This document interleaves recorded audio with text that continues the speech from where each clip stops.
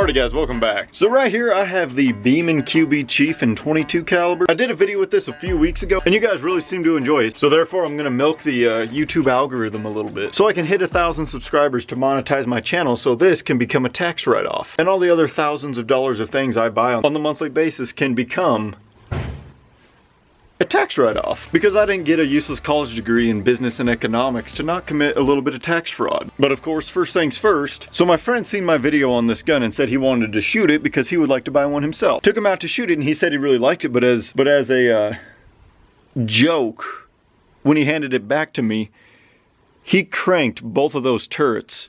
So now the gun is no longer sighted in. So in order to accomplish today's goals, we need to sighten it back in. Alrighty, so we got the target here. I think we're gonna step back at about 25-30 yards. I truly do not understand how anybody could ever pay money for a piece of paper that they're gonna shoot. If you guys want like one of the best portable shooting setups, get you one of these little tri-folding seats and a pair of shooting sticks and you are golden. Alright, so either I hit in the bullseye or I am not even on paper at 25 yards. So as you can see, there's a lot of existing holes in there, but luckily I barely nicked the paper right there, so I know exactly where I need to go.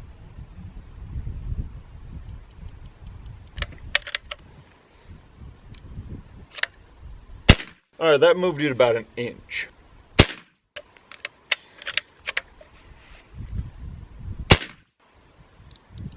Oh, by the way, it is 11 degrees out right now. Does anybody know if that extremely affects the accuracy of a PCP? I would say that is dead on. Alrighty, as you can see, walked them on over. And those three right there were my last shots. So that's about ½ an inch high at 25 yards, which is fine with me. Alrighty, so it is the next day. The wind started blowing like 30 miles an hour yesterday, so I had to cut things short. But now there is no wind, but it's like 11 degrees out. So I've came up with a solution. Oh yeah, I forgot to tell you what I'm doing. I need to make a new dope card for this gun for 50 and 75 yards, and since it's sighted in at 20. So therefore, here's the plan.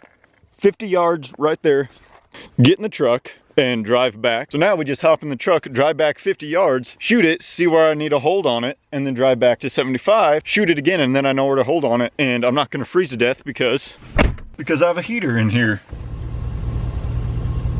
All right, so we're at 50 yards now.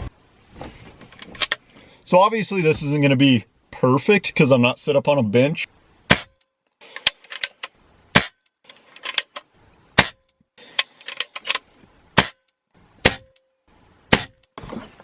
All right, so now I know where to hold at 50 yards. Okay, so I was holding it at a very weird angle, so I threw those 2 shots and then I got steadier and I took these 4 shots, which is like a dime. So I'd say I'm about 2 inches low at 50 yards, so that's first mil dot. Alrighty, 76 yards, close enough.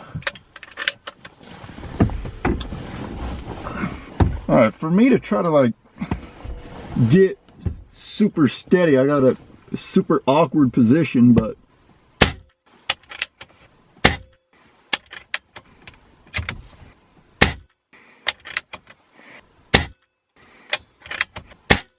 alright, trying to get down here in this very awkward position, trying to shoot.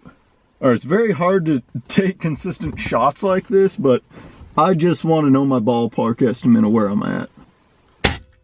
I'll shoot and I keep shifting and I'll watch it shift and I can see the pellet hit. But I know where my drop is now. Well, luckily I'm not going for grouping because that's awful. Alright, so here's my target. They're dropping down to here. So these were the last 4 shots I took. I was a little more steady on these. These ones I was pulling all over the place. But I just wanted to get an idea of what mil dot it was. And that is my 3rd mil dot right there. So now I have an idea of how far it's dropping. Alrighty guys, so now that I know which mil dot I need to hold this on, I'm gonna go ahead and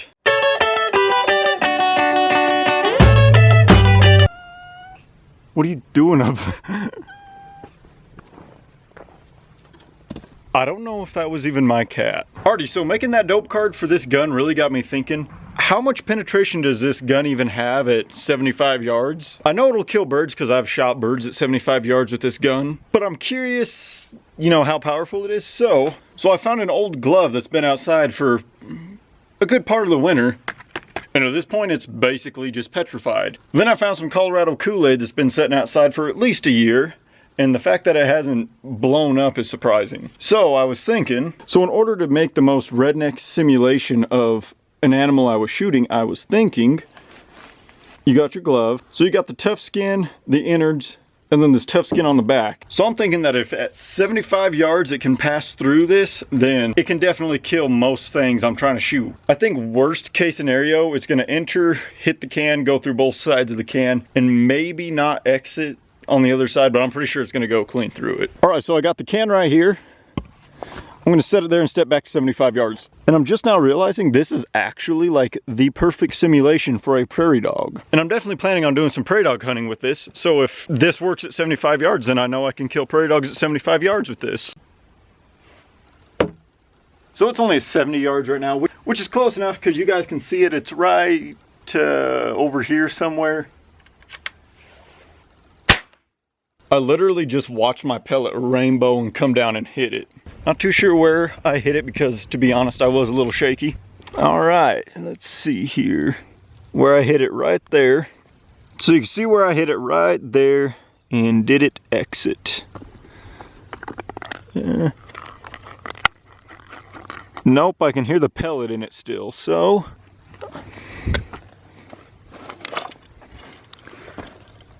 Wow.